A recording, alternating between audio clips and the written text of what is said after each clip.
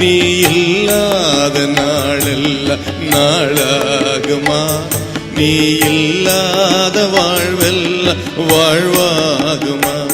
Book of Matthew chapter 25 verse 21. His master replied, "Well done, good and faithful servant. You have been faithful with a few things. I will put you in charge of many things. Come and share your master's happiness." Jesus was talking about talents when he narrated this parable. Master gave 5 talents to his servant, and to another he gave 2 talents, and to another he gave 1. The one who got 5 talents invested it well and got double profit. He gave back 10 talents. The one who got 2 talents also invested it, worked hard and made profit. He gave back as 4 talents. But the servant who got 1 talent from the master buried it in the sand. He knew that his master was a hard man, harvesting where he hasn't sown and gathering where he hasn't scattered the seed. He had this as an excuse and buried it in the sand. And when the master returned and heard what the servants did, he was pleased with the servant who made 5 more talents, and he said, "Well done, good and faithful servant. You have been faithful with a few things. I will put you in charge of many things.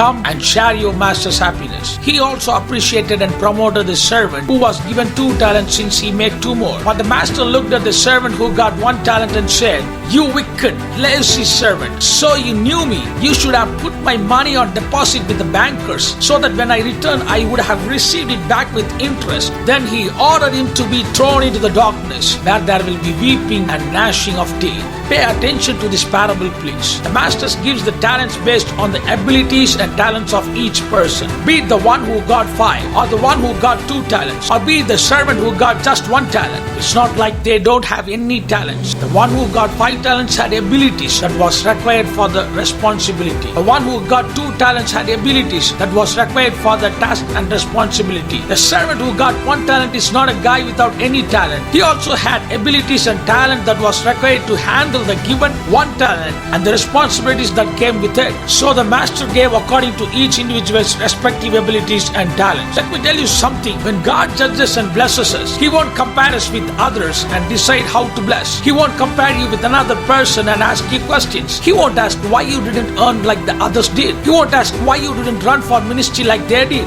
No.